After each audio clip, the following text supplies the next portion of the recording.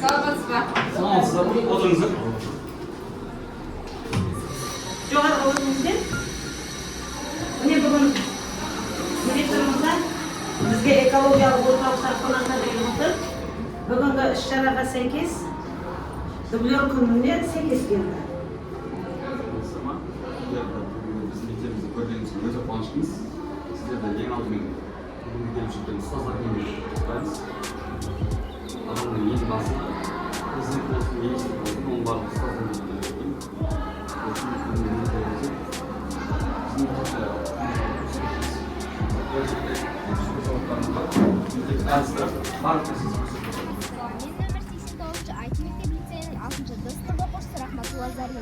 Мен бүгін сіздерге Альбинтің лицейімізді экотропос арқылы таныстырып өтемін.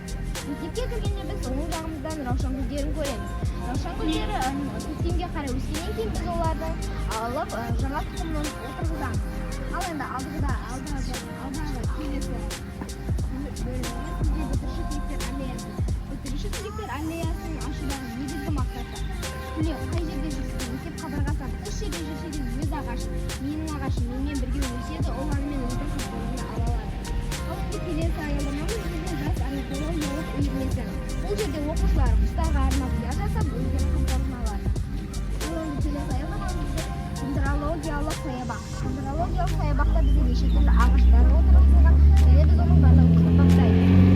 Ал енді келесі аялдамамыз флора-фауна бағы. Бұның ішінде 2000-нан астам өсімдіктер бар. Енді келесі аялдамамыз сүйекті жемістер ағашы. Сүйекті жемістер ағашында бізде өрі, қаралы, шырдау және тағы басқа да жеміс-жидектер бар.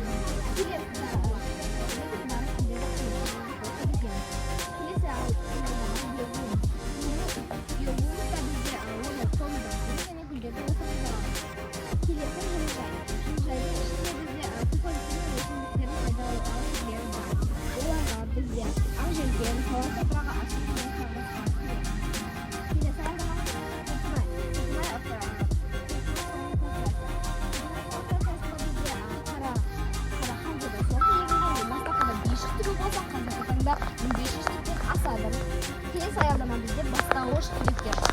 Бастауыш түлектерінде бізде өзінің оқушысымен, сынып жетекшісімен бірге бір ағашты отырғызып, оны күтіп баптайды. Бұл іс-шара біздің мектебімізде 10 жылдан бері жалғасын табуда. Келесі аялдамамыз демалыс орны. Бұл жерде оқушы, ата-ана және сынып жетекшісі демала алады.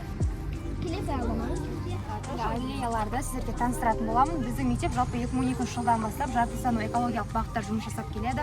Және де бізде қазіргі таңда мектептің ауласында бітіруші түлектер аллеясы, бастауыш сыныптар аллеясы және де тәуелсіздік аллеяларында жалпы 1380 түп жеміс ағашы, 1400 декоратив ағаштары орнатылған.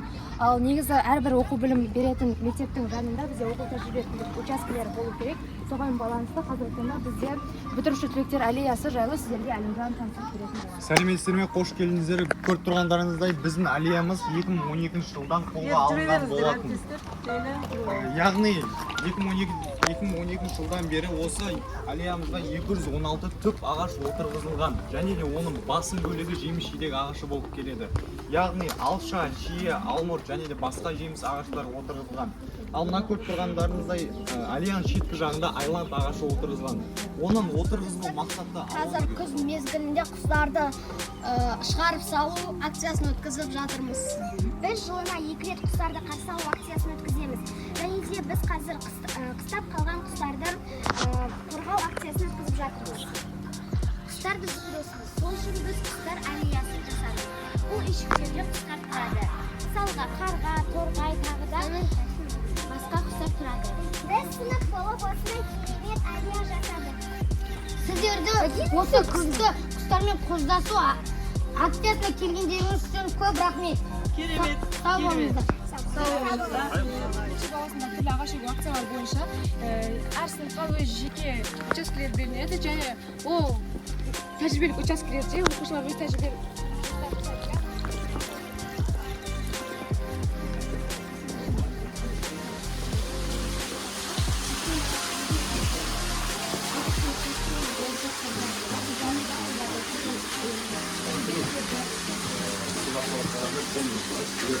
Қандай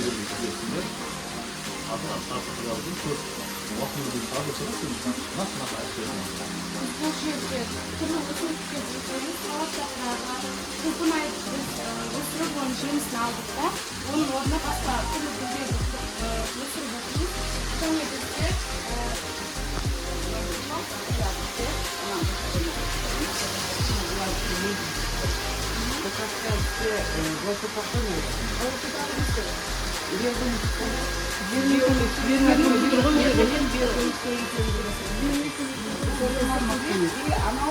Керамзит, мынау керамзит, мынау вермикулит.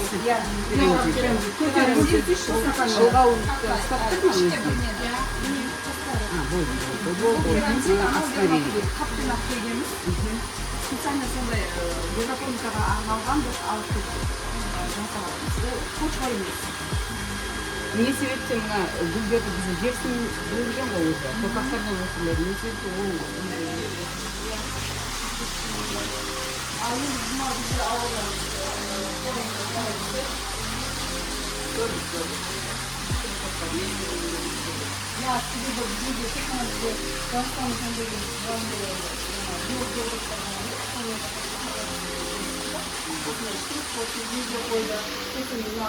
пирамидамызды автоматтандырып жүйеге қойды.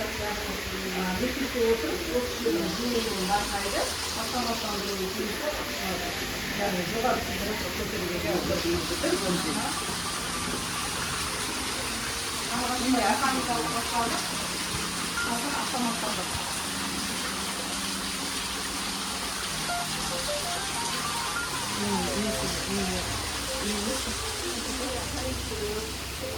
Тұқымнан шығарған өзінің өсіріп тастағанын байқап тұрсаңыздар да, содан өсіріп жатырмыз ғой. Осында келген қонақтарға жерге екізіп аламыз.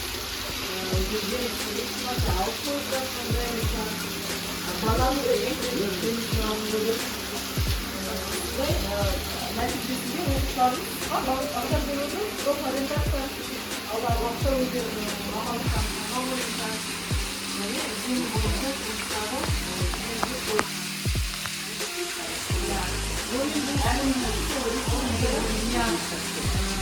ауылға жайларымызға барып есту керек, есту орын алды.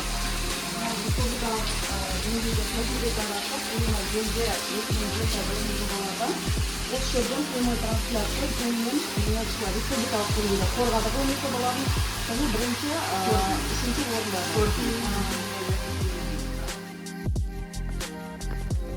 келесі аялдама бізде жаңа сұрақ қойдыңыздар ғой, көшеттерді қайдан аласыз?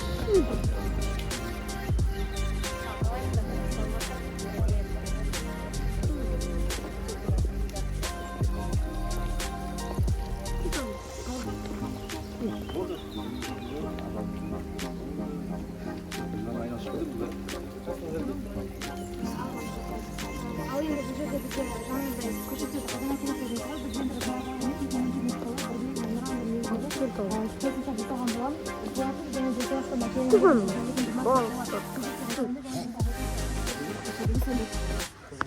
көшеттер әкелінген болатын. Бұл көшеттер бұрынғы сайға қойылып егілу үшін жер телімі бөлінген болатын. Атап айтар болсақ, сымақ, айлан, ясен, жерм, аққайын, ши ағаштары егілді.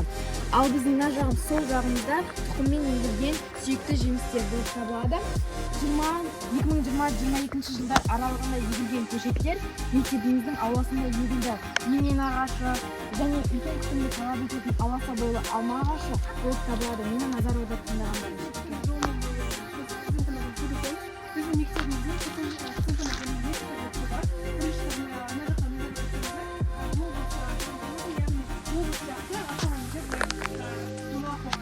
арғы шетте ұзын сабақты хризантема. Глобус хризантемасы біз көктем айларында егеміз. Стаканчиктерге сабақ арқылы егіп, оны тамырлары шыққан соң оны көбейтіп, жерлерге егіп шығамыз. Яғни сіздер білмеген қызықты аспаптың сан алуан түрлерін айтамыз. Көптеген адамдар білмейді. Египетте Аққойықты Бауыр ауылының немедепте санаған қазіргі ұйқы безі, сонымен қатар дизентерия, диария ауруы кезінде өте пайдалы деп айтсақ та болады. Біздің осколгымызды қазіргі таңда ешқандай үйден таппаймыз деп айтсақ та болады. Көбінесе көбі біле бермейді, және де біздің осколымыз 1,5 метрге дейін көп жылдық шөптес өсімдік болып табылады. Ал сөз кезегі Алинада. Саламатсыздар ма? Мен номер 89-ші IT мектеп лицейінің 8-ші бас сынып оқушысы Бағжан Адылай. Аскөктің бізге берер пайдасы мен